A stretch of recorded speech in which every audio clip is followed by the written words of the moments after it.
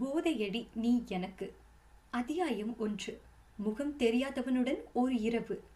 மிகவும் சாதாரணமாக அதன் போக்கில் வாழ்ந்து கொண்டிருந்த என் வாழ்க்கையை மொத்தமாக மாற்றி போட்டது அந்த ஓர் இரவு. இது எல்லாம் நான் நேத்து பாட்டிக்கு போனதால வந்தவன. என் தோழி ஒருத்தி அவள் காதல் கதை கூடிவிட்டதுன்னு சொல்லி எனக்கு ட்ரீட் கொடுக்க என்னையும் சில தோழிகளையும் அழைத்து கொண்டு அந்த பப்பிற்கு சென்றாள். அங்கே அன்றைய ட்ரீட் முழுவதும் அவளுடைய செலவு. அப்போ சொல்ல வேணுமா என்ன, கணக்கில்லாமல் ட்ரிங்க்ஸ் குடித்தோம் அனைவருமே. நான் பீர் அதிகம் குடித்ததனால் வயிறு முட்டி கொண்டு வந்துவிட்டது. தோழியிடம் சொல்லிவிட்டு பாத்ரூம் சென்று வெளியே வந்தேன்.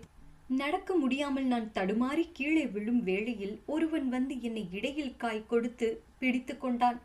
அவனிடம் இருந்து விலகி நான் அவனை யார் என்று பார்த்தேன். போதையில் அவன் முகம் எனக்கு சரியாக நினைவில் இல்லை. ஆனால் அவன் உடல் அமைப்பை வைத்து அவன் மிகவும் அழகாக இருந்திருக்க வேண்டும். அதுவரைதான் எனக்கு நினைவில் இருக்கிறது. படுக்கையில் படுத்திருந்த எனக்கு தூக்கத்தில் இருந்து விழிப்பு வந்தாலும் என்னால் என் கண்களை திறக்க முடியவில்லை. உடல் எல்லாம் அடித்து போட்டது போல பாரமாக இருந்தது.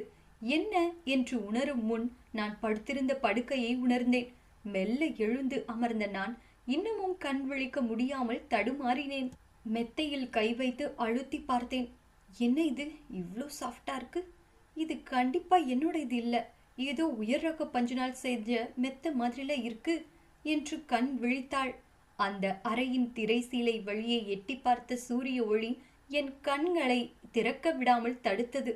மெல்ல முகத்தை அதில் இருந்து மறைத்து கண்களை திறந்து பார்த்தேன். நன்றாக விடிந்திருந்தது.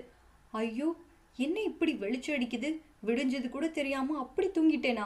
கடவுளே, ஆபீஸ் லேட்டா போனா அவ்வளோதான் என்று தன் உடலில் மூடியிருந்த போர்வையை விலக்க போனவள் அப்படியே நகராமல் அமர்ந்து விட்டாள்.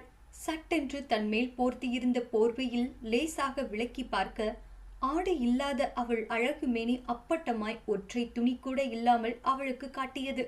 சட்டென்று போர்வையை கொண்டு தன் உடலை மூடியவள் அந்த அறையில் வேறு யாரேனும் இருக்கிறார்களா என்று பார்த்தாள்.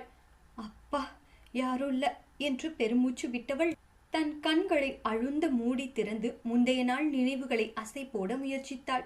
இரவு அதிகம் குடித்து இருந்ததால் தலை விண்ணென்று வலித்தது அவளுக்கு.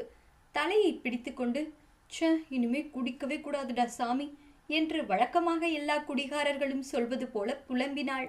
மெல்ல கண்களை திறந்துதான் இருந்த இடத்திலும் சுற்றிலும் நோட்டம் விட்டாள். தான் படுத்திருந்த கட்டிலையும் அந்த அறையையும் சுற்றி நோட்டம் விட்டவளுக்கு அந்த அறையில் போட்டு இருந்த பொருட்களும் சுவற்றில் இருந்த காஸ்ட்லியான வால்பேப்பரும் சொல்லியது அது ஒரு 5 ஸ்டார் ஹோட்டலில் உள்ள ஒரு அறை என்று. இந்த மாதிரி